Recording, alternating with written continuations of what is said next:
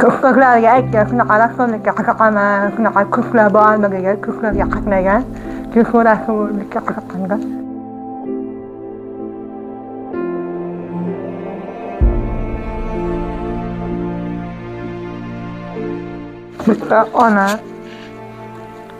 Bitta ona bolasiga qarayapti, bola katta qilyapti, allaytyapti. Buni Farg'onaga yoshlar ittifoqi nima konkursida olingan, g'olib bo'lgan.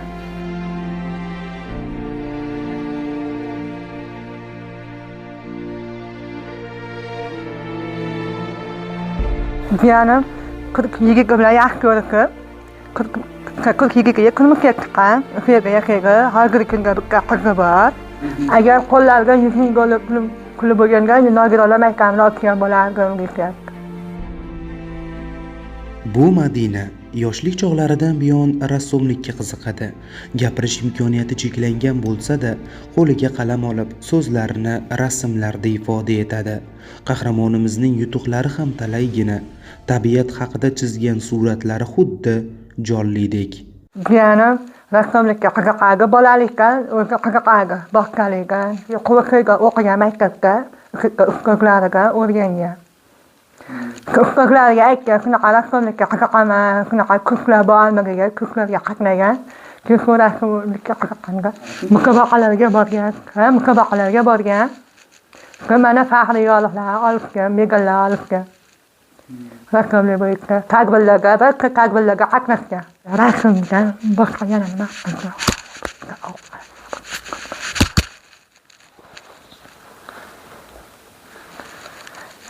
Ko'pchiliklarga qiziqar ekan. Oliy ta'lim muassasasiga qoldirgan, yaqinlaganlikni imkonga o'tolmaganga sog'lomlar bilan birgalikda qoldirgan. Bor, agar imkoni bo'lsa o'qishni xohlardim deyaptilar. Qayerda o'qishni xohlarding? Qayerda o'qishni? Farg'ona Yoqubxon shahriga bo'lsa o'qiyardim. Jiyanim 40 bilan yaxshi ko'rishib, 40 kunimga chiqqan, o'shaga hozirgi kunda bitta qizi bor.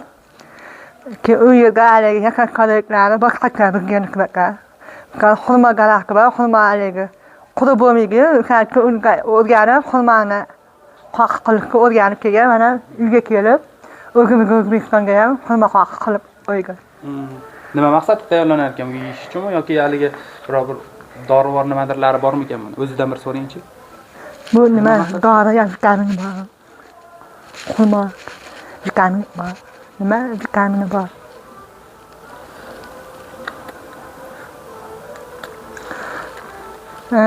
Vitamin maqsadida ishlatish ham mumkin ekan. Bodom yong'oqlarga aralashtirib, birga yesa yaxshi ekan. Immunitetni ko'tarar ekan. Bitta ona bolasiga qarayapti, bola katta qilyapti, allaytyapti. Allan nimasi? Bolaga mehr berib, alla qo'shig'ini aytyapti. Buni maktabda musobaqada tadbirda olishgan. Buni Farg'onaga yoshlar ittifoqi nima konkursida olingan, g'olib bo'lgan. Bunda tabiat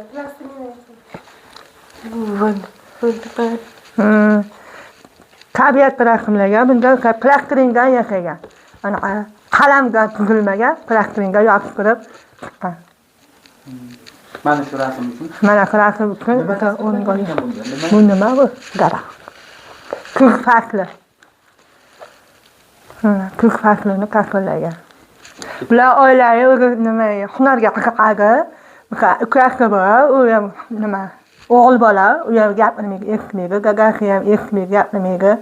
Ikki nogironi mebel yasaydi. Har qanaqa mebel bo'lsa, zakaz bersalar, yasab berishlar mumkin. Oshxona mebellarimi, uy qog'oz mebellarimi, hamma mebellar yasash qo'llarga keladi. Oilaviy kasb bilan shug'ullanishadi. Oilaviy kasb bilan shug'ullanishadi bolalikdan.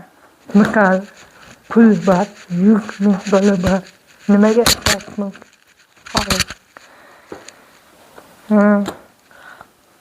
Nimaga ishlash?